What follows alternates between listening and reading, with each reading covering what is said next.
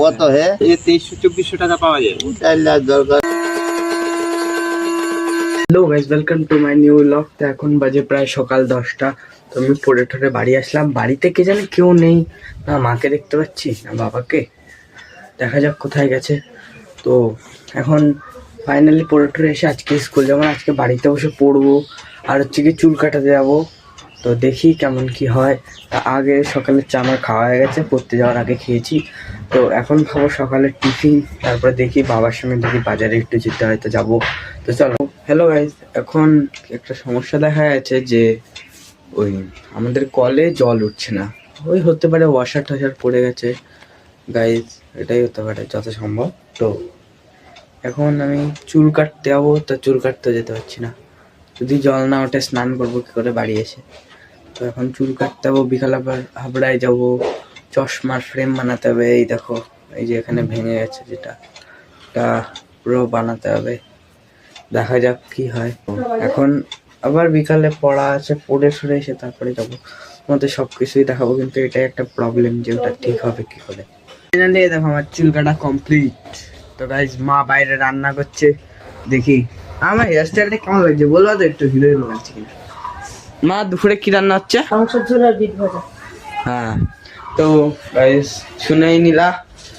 তো এখন ফাইনালি হলো, এখন আমি একটা ভিডিও শ্যুট করব। ভিডিও শ্যুট করার পরে খাবো দাবো, তারপরে পড়তে যেতে হবে। ওই দেখো আমার পড়া কমপ্লিট। তো এখন ফাইনালি ভাতটা খাবো, মানে সরি ভাত খাবো না, এখন ভিডিও শ্যুট করবো। ভিডিও শ্যুট করার পরে তারপরে গিয়ে ভাত খেতে হবে। ওভেনটা নিয়ে এসছে, যেটা কি প্রেস্টিজ কোম্পানি। তো এই দেখো, এটা হচ্ছে এরকমটা অনেকটা দেখতে। রেখে দিই। তো গাইজ এখন এটা আনার মূল কারণ কি হচ্ছে, এখানে কি আজ থেকে 2 বছর আগে আমার ঠাম্মা মারা গেছে, তার নামে গ্যাস ছিল। তো সেই তিনি মারা যাওয়ার সময় তার ডেথ সার্টিফিকেটটা এখনো বের হয়নি। তার জন্য ডেথ সার্টিফিকেটটা না জমা করার জন্য মা এখন কোনো গ্যাস পাচ্ছে না। তার জন্য বাবা এটা একটু নিয়ে নিয়েছে, যাতে মার কোনো অসুবিধা না হয় তার জন্য। তো দেখবো এটা ইউজ করে আপনাদেরকেও দেখাবো যে কেমন কি চলছে না চলছে, ভালো না খারাপ। এবার একটা প্রবলেম কি হয়েছে, এইটার যে প্লাগটা, মানে এই যে প্লাগটা, মানে এটার যে সুইচ বোর্ডটা, এটা লাগবে একটু বড়। আমাদের কাছে এত বড় সুইচ বোর্ড নেই, এটা আবার লাগাতে হবে। তো চলো দেখা যাক এখন কি হয়। এখন তো আপাতত খাবো, খেয়ে দিয়ে পড়তে যাবো, পড়ে এসে তারপরে আবার হাবড়া যেতে হবে। তো যাবো পড়তে। তো ফাইনালি তো এই দেখো, এই জগটা আজকে বাবা এনেছে, দেখানো হয়নি।